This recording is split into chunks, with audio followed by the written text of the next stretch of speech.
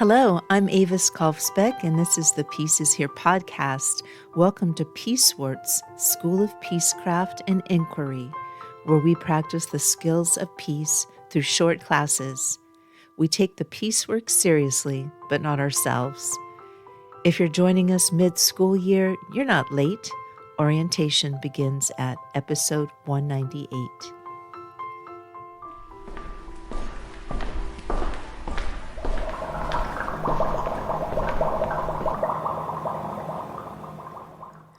Welcome back to Peacewarts, Peace Scholars. This is Social Chemistry 101 in the lab. Today we are discussing the Humanizing Formula.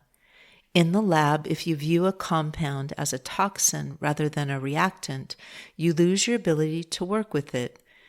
In social chemistry, when conflict escalates, we create a monster image. We stop seeing a person and start seeing a caricature of threat.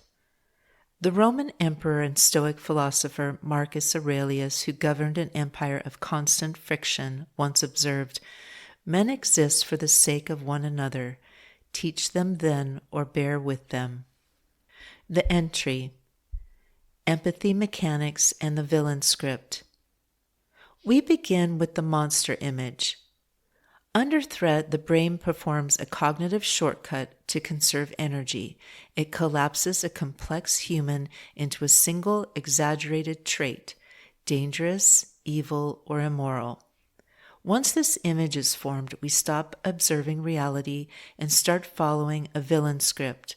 We assume every move they make is a trick, a deflection, or an attack. The Humanizing Formula is a deliberate physical and mental intervention designed to shrink that image back to human scale. It is not about sentimentality, it is about resolving the image. Monster images thrive on abstraction and distance. They collapse when we reintroduce ordinary, mundane details. In the lab, we call this restoring the solvent. By identifying a neutral fact, they have a dog, they bike to work, they have a daughter, you force the brain to reintegrate the monster into the category of human. The history. Mo Mowlam at the Maze Prison, 1998. We look to history for a master class in breaking the villain script. In January 1998, the Northern Ireland peace process was on the verge of total collapse. Loyalists in the notorious Maze Prison, men who had spent their lives in a cycle of paramilitary violence, were threatening to withdraw their support. Mo Mowlam, the Northern Ireland secretary, entered the high-security prison to meet them face to face. The monster image was thick on both sides. The prisoners saw Mowlam as a cold, faceless state. The state saw the prisoners as mad dog killers. Mowlam broke the chemistry of the room by reintroducing ordinary human scale. In a smoke-filled room of hardened men, she took off her wig. She was undergoing treatment for a brain tumor, kicked off her shoes, and asked for a roll-up cigarette. By exposing her own physical vulnerability and engaging in a mundane shared habit, she collapsed the villain script. The men could no longer see her as a faceless official. That 50-minute session resulted in the prisoners voting to stay in the peace process, leading directly to the Good Friday Agreement. The thesis, the scale protocol. The lesson for today is that you cannot negotiate with a monster. You can only negotiate with a human. To apply the humanizing formula, we use the following protocols. 1. Identify the ordinary detail. Find one neutral, non-conflict fact about them. Focus on the physical reality. They are breathing, they have a pulse, they are susceptible to heat and cold. 2. The vulnerability pivot. Like Mowlam, identify a way to show a small, non-threatening piece of your own humanity. Admitting a simple need, "I'm actually quite thirsty," can force their brain to recalibrate their threat math. 3. Breaking the script. If they expect you to attack, ask a question. If they expect you to deny, acknowledge a small point. A single unexpected response forces a re-evaluation of the monster image. 4. The name anchor. Use their name. In conflict, you is a weapon, but a name is a social bond. Referring to someone by name activates a different neurological pathway than referring to them as the opposition. The Commons Forge. How does the humanizing formula sustain a world of sharing? When community disagreements escalate, dehumanizing caricatures turn neighbors into enemies, replacing public collaboration with ideological warfare. A civic commons cannot function when participants view each other through monster images.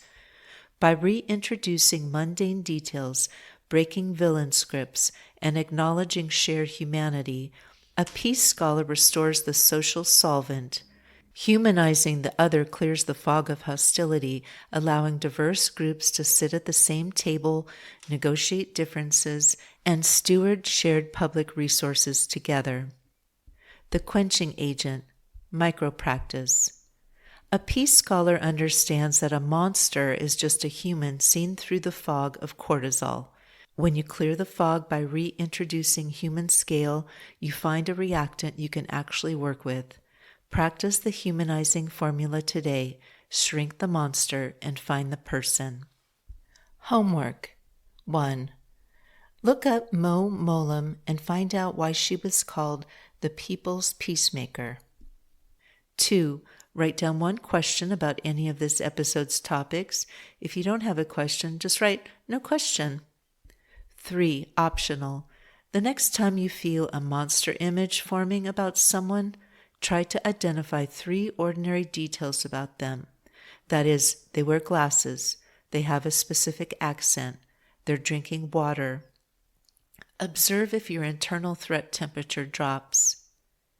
If you'd like to read more on this subject, some book suggestions are Anatomy of Peace by the Arbinger Institute, an essential manual on overcoming heart-at-war mindsets and dismantling objectifying caricatures during conflict, and Intractable Conflicts, Socio-Psychological Foundations and Dynamics.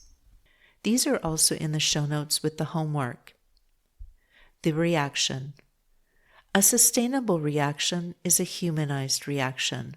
Social chemistry is a chemistry that dismantles caricatures to find reactants you can work with.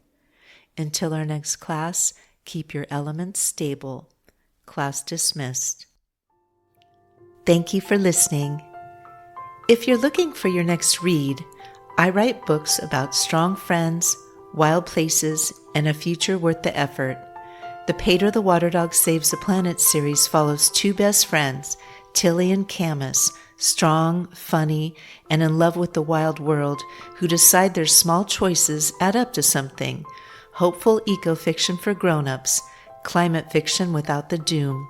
You can jump in anywhere or start with book 1.